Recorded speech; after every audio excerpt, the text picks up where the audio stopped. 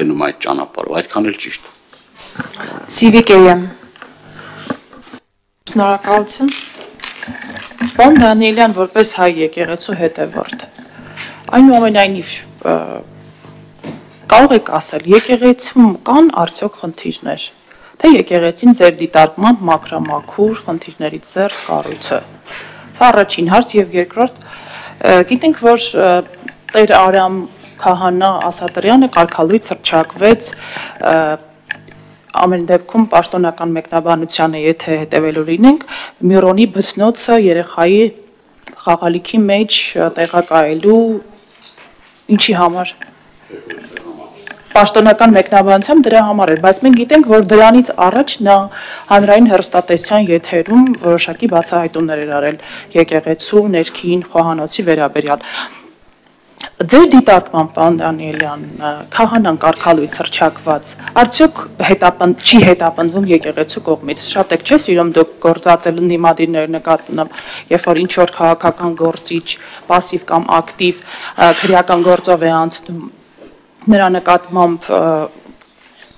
դատավարական որոշակի գործընթացներ են տեղի ունենում, նրան միանգամից մկրտում եք քաղբանտարկյալ տերմինով։ Հիմա կարգալույց հռչակված քահանան ձեր դիտարկմամբ քաղ հետապնդյալ է, ղերահետապնդյալ է, ինչ կարգավիճակ ունի։ Շնորհակալություն։ Իհարկե, ես չեմ կարող շղթել, որ կան խնդիրներ եւ դա որևէ մի կերպ չգիտեմ էլի, մենք էլ ենք այս հասարակության մի մասն ենք կազմում, իհարկե խնդիրներ կան, բայց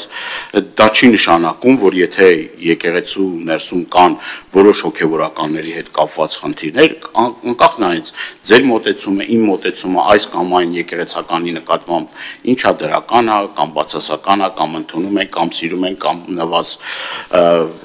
նվազ չափով ենք սիրում, դա որևէ մի կերպ իշխանություններին չպետք է իշխանությունները թույլ տան, որպեսզի իրենք ներգործություն ունենան։ Ես ուզում եմ նաև հիշել Պողոս Առաքյալի խոսքերը, որ ներսի հարցերը լուծելու համար դրսից դատավոր մի բերեք։ Սա հստակ է եւ այդ առումով երկրորդ կարծիք անգամ չի ինձ դուր է գալիս, ձեզ դուր է գալիս, դուր չի գալիս։ Մենք ճնշում գործադրելու իրավունք չպետք է ունենանք եկեղեցու ներսում որևէ փոփոխություններ անելու, որովհետև դա եկեղեցու ներքին գործն է, դա եկեղեցու ներքին գործն է եւ ինչ վերաբերվում է ավարտեմ խոսքս, ինչ վերաբերվում է կարգալույց հոգեվորականին հնարավորություն տվել է եկեղեցին, որպեսզի գա այնտեղ կարգապահական հանձնաժողով կա, կարգապահական հանձնաժողովի նիստին մասնակցելու եւ այդ հարցերը իրեն ուղղելու, ինքը հրաժարվել է այդ ամեն ինչից, ոչ թե այդ պատարագի ընթացքում տեղի ունեցածի, չգիտեմ, ինչ որ կարգից շեղվելու հետ կապված խնդիր է, այլ կոնկրետ այդ մարդը չի ներկայացել, մարդը ասում է, որ գիտեք ինչ, ես չեմ ընդունում հայ առաքելական Սուրբ եկեղեցին, տարբեր ձայնագրություններով դա կա, եւ նաեւ ուզում եմ ձեզ հիշեցնել հարցազրույցի ժամանակ իր տված սուտ խոսքերը, այսինքն այն սուտ խոսքերը, որ ասում է, մեկ ասում է այս քնիչը կանչել է, վերջում ասում է քնիչը կանչել է, դրանից առաջ իրեն հարց են տալիս, այդ հարցին այլ պատասխան է տալիս, ասում են ինչի այն ժամանակ էս պատասխան եք տալ, հիմա այլ պատասխան եք տալիս, ասում է քնիչը ասել է, այսինքն քնիչը քեզ ասել է դու որպես հոգևորական գնա սուտ խոսա,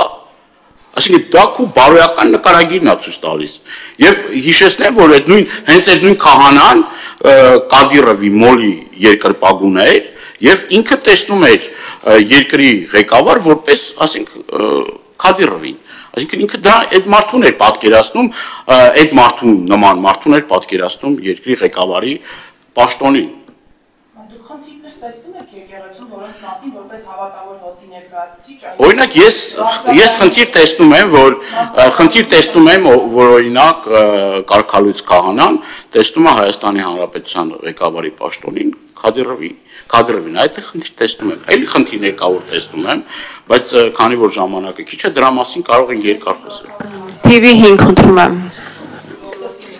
Պարոն Դանելյան, չգիտեմ դուք լսում եք թե չէ, ձեր քպական գործընկերները միաբերան դատապարտում էին մարդկանց անձնական կյանքի մեջ մտնելու այն տեսանյութերը, որոնք որ հրապարակվել են, բայց մենք հիշում ենք ոչ վաղ անցյալում, թե նրանք ինչպես էին իրենց գործընկեր